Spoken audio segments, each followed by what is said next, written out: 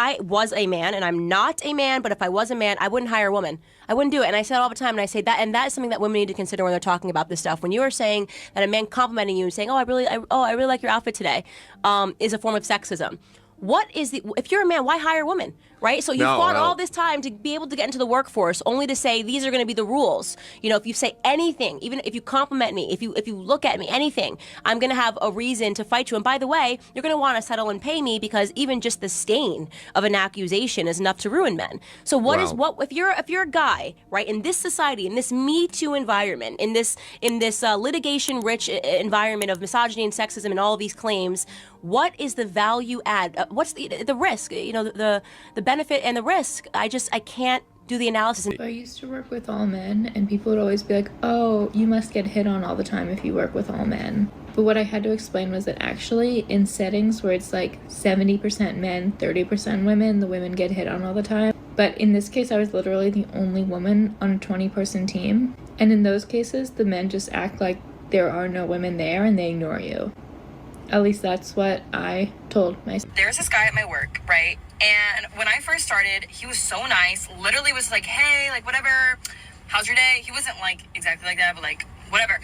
He was just really nice, really friendly, cool people. Okay?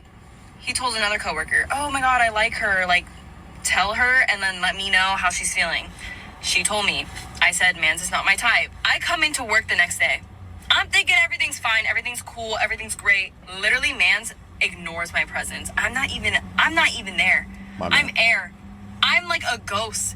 This man will not make eye contact with me.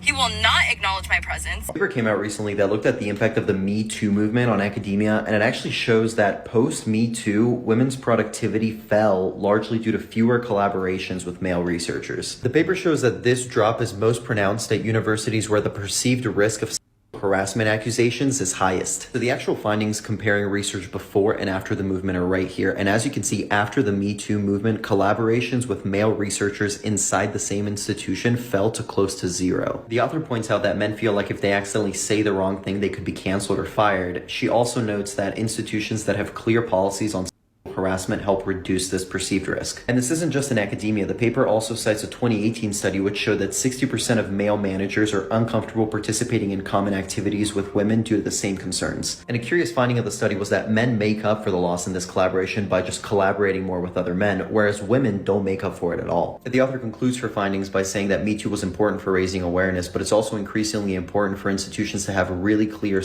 harassment guidelines. The other problem with dating is that, one, I've been single for too long and I've lived alone for too long to where I'm too good on my own. I don't need a man, so I'm too forward. I met a guy out in the real world and he asked for my number and he would text me like here and there to like meet him out at the bar, and I'm like, nah, that's okay. I wanted him to ask me out on a date, okay? One night he asked me out to meet him and his friends out at the bar. I said, no, that's okay. And he said, dang, so I'm just never gonna get to hang out with you. Ask me on a date. Ask me on a date. We can go on a date. So I said that. I said, if you asked me on a date, we could hang out. He didn't like that. He didn't like that very much. He just said, damn, okay, I guess that means I can't hang out with you. Literally, I'm giving you the most simple thing to do. Ask me out. And he responded, you know how he responded? I mean, we can just hang out with just us. I just didn't know like what the ideal situation was for you. What does that mean? Literally, what does that mean? If you just want to, you know, let me know so that I can boot you and tell you that I'm not interested.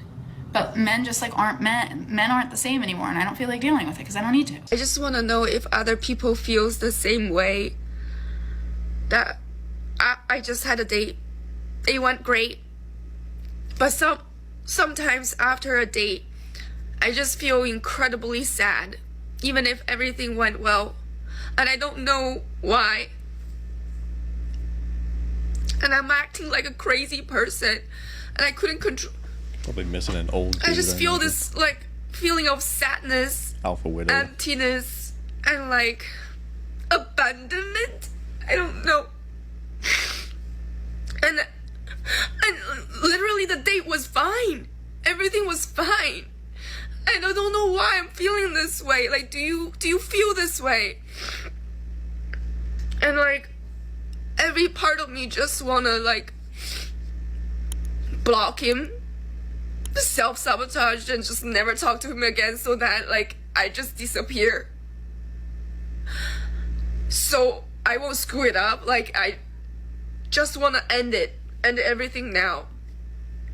When everything was just going so smoothly, like, I don't know why.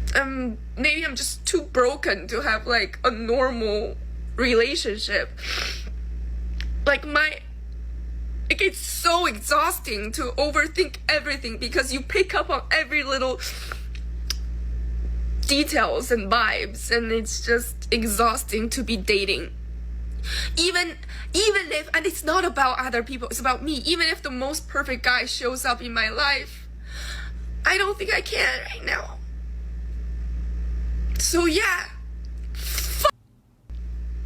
Not gonna do it, bro. You're a woman that goes into the gym and you ask yourself, like, why does every man stare at me? Why don't I get approached by these men? Is something wrong with me? I'm gonna tell you the answer. I'm not being Delulu. This is just facts. I know it, and I've heard it from men saying why they don't approach me. The reason why you are not getting approached is because these men see you as a woman with high value. What?